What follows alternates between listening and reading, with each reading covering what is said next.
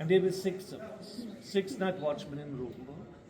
Each had to guard his own district all night long, which was really hard in the winter, because then the shift was from 8 in the evening until 5 in the morning.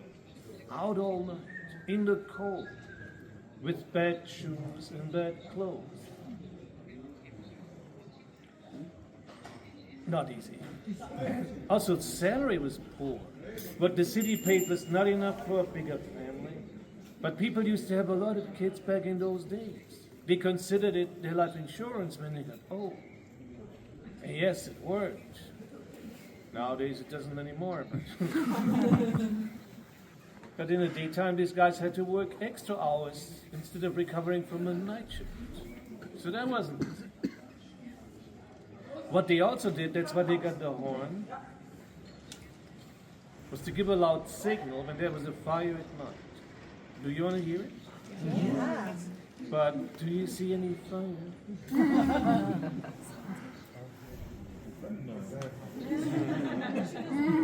Okay. It counts. It was like this.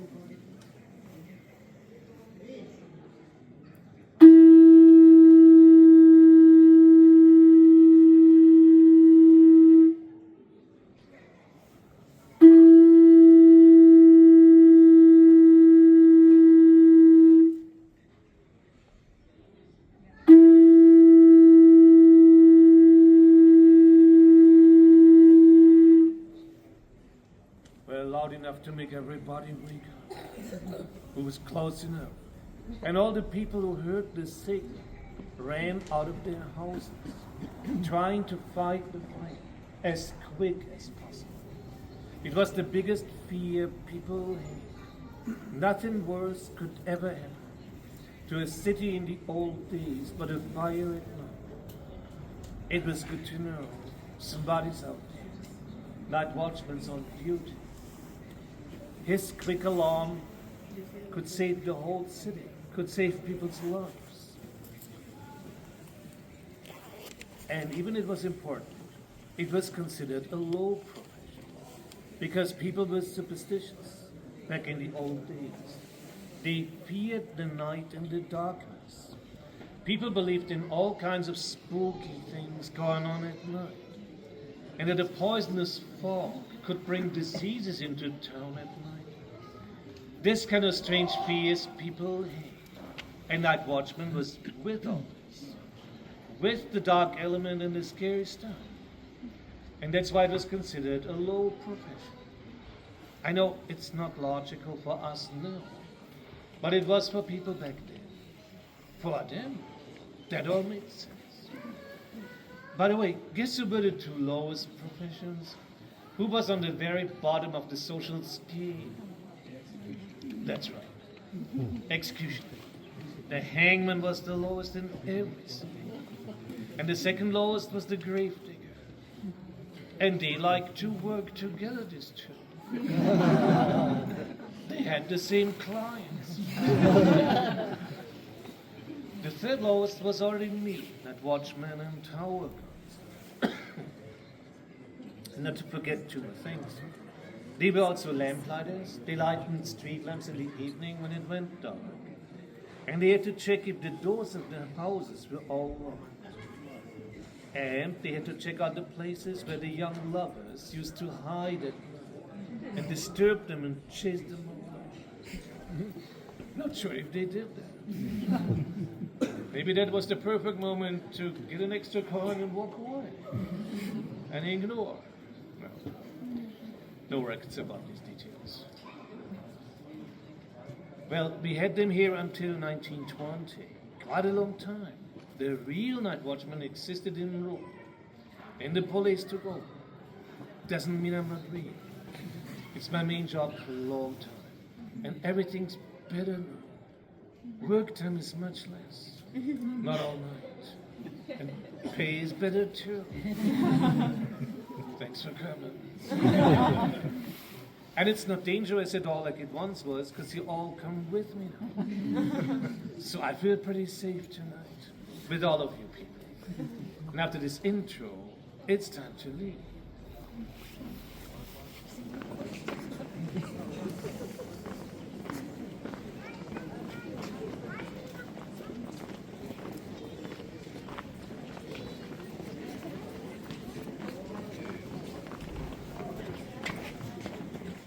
Tauber is the name of the creek down there. So Rothenburg ob der Tauber, the full city name means above Tauber, which was never a shelter. It's a creek, it's half-meter deep. Never stopped in anything. But the cliff, we have it half around Rothenburg. It starts over there in the southernmost point, and it goes all around as far as you can see, and in this direction, around that corner there and there. And it didn't look like now. When you look down now, it's like a jungle. Everything goes wild. In the old days, the whole cliff was a vineyard for two reasons. Vineyards are easy to guard because they are so structured. You know, you cannot hide in a vineyard when you're an enemy. And anyway, too steep to get up, and people would see you coming from up here and shoot on you immediately.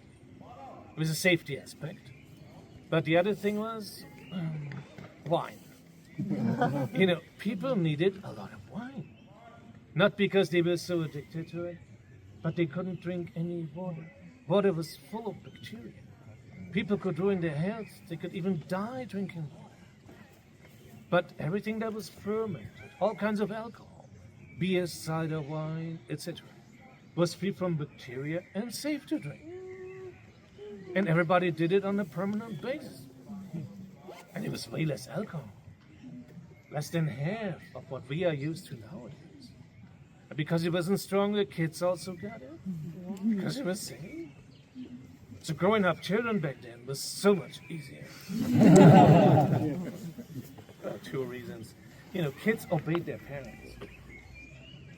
When they wanted something from their kids, they said it just one time, in a normal voice. Never repeating. Just once. And if it didn't happen, consequences were severe. Everybody knew the game. Anyway. Nowadays, nobody dares to do that anymore. But now it's chaos. But, yeah, different times. And in the evening, the little ones got a little gulp, and it was quiet all night. Isn't that cool? But back to security. Having half of Rothenburg safe means we had to defend only the other end. We could concentrate almost all our men there. And I talk about this part. If you could look behind these blocks and houses, you would see it's all flat. There's no cliff. More than 2 kilometers to the left. It's like that. So there was always a danger, always an attack possible. But there we built a high wall. You must have seen the wall when you came into town. It's really high, and you should not miss walking over. It's open night and day. It's free of charge. It's really special. It's exciting. It's an adventure. And in the old days, the citizens were standing there when Rothenburg was under attack, shooting down from a high position on all his enemies. And our main enemy were the neighbor cities, the Bishop of Würzburg and the Count of Nuremberg. They're both 50 miles, one north, one south. They tried it so often, but they never made it. This city wasn't taken until the 30 Years' War. And you have to consider we got the city right 1274. And Rothenburg was conquered first time in 1631. Not bad. But then it happened. In only 3 days, and it was changing everything. The one who did it was General Tilly, leader of the Imperial Catholic Army. So we have to know, it was a religious war. And Rothenburg was Protestant. And there was this huge Catholic army of 40,000 men close to Rothenburg, end of October 1631, when they ran into a problem that stopped them moving on. And the problem was rain. It was raining for almost a week. And you can maybe imagine what kind of streets people got back in those days. It was all mud. And these troops got hundreds of carriages, wagons, cannons. They got stuck in the dirt. They ran out of food. Everybody was hungry and freezing. So they needed a winter quarter, urgently, a dry spot, enough to eat. So the general picked us, Rothenburg, sending a mounted messenger to inform us that this is going to happen, that they are on their way to us and we should be ready when they arrive. Have everything organized for them. Open the gates, let them in, and supply them for the winter. This was a shocking news. We were 6,000 people, and 40,000 wanted to come in. But they were not nice guests, not soldiers, but mercenaries. The only thing they wanted was plunder and steal. Take our wives and daughters, our money and possession, or starve our animals. Maybe I'll believe. And we should let them in. Without fighting? No way. These were brave people. And the town fathers of Rothenburg decided that it's better to stand up and fight and hold the city. And we dared to. And I have to tell you, that didn't work. There were too many of them. After shooting against the walls for 3 days with their big cannons, they hit the powder tower, where all the gunpowder was stored that we still had. And it was a tower on the wall, a part of the fortifications right where the attack happened. Because there we needed the gunpowder. And they were shooting burning arrows against the wooden roof construction of the tower. I guess they knew what tower that was. And after a while, a few attempts didn't work, but after they did it again and again and again, it started burning the roof, and burning pieces of wood fell onto the powder which was stored underneath. And boom! A few heavy explosions, a gap in the wall, and that was it. Now we surrendered. Hoping for mercy, we opened the gates and they came in. But no mercy. They were staying for 3 months in the city and in the nearby villages, killing hundreds of them, bringing diseases. Rothenburg was plundered. But they didn't burn it last. After 3 months, they disappeared and Rothenburg still existed. But the war continued. Another terrible 17 years. And without going into details, the longer that war lasts, the less you could tell who his friend was. Towards the end of that war, they were just bandits and marauders, trying to plunder and steal as much as they could. And we were too weak to defend the city. We just had to let it happen. It was an endless horror. And when this war was over, this was a poor, forgotten place. We had lost way more than half of our people in the city and 70% of our peasants in the villages. And for a long time, we could not recover from that. For the next 250 years, nothing happened. People had no money to modernize their city. And that's the only reason why it's so well preserved. It was preserved by poverty. And the wealth of today bases on poverty of yesterday. We just had to wait long until tourism started. It took forever. We didn't know it's coming. But since a few decades, Rothenburg is world famous and rich again, like it was long ago. Sure, in between, there was a long break when nothing happened at all. But here we are again, back on the map, with your support. Good to see you here. A few weeks earlier, Nuremberg was bombed and mostly destroyed. It's a big city 50 miles south from here. And there was a German general who left battered Nuremberg, escaping into Rothenburg with all his Nazi soldiers who survived it there, giving order to hold this city to the last man. The front line of the American army was so close. Sure, they found out what's going on. That all these troops were in here, what kind of order was given. And then it happened. On the 31st of March, 1945, there were 16 military aircrafts, so-called marauders, flying above Rothenburg, dropping these bombs down, which destroyed eastern and northern part of the old city. Not all of it, but a bigger part there. Interesting detail is, we were not the main target. When these pilots got in the air that morning, their main target was a gas depot of the Nazis about 70 miles east from here. But it was so foggy there that they couldn't see anything. And for that case, there was always a secondary target, because they had to drop these bombs. You know, they couldn't fly back and land with bombs on board. So we became the secondary target of the day. Oh, great. Now they flew over here. And also here, it was foggy, but not as much as there. So they could see a little bit, and they dropped these bombs. But they didn't hit the city center. Like where we went around on a tour tonight, there's no damage. Thank God. But the next plan was to destroy the rest of Rothenburg by artillery. General Devers of the American Army was preparing that. And there wasn't much to prepare.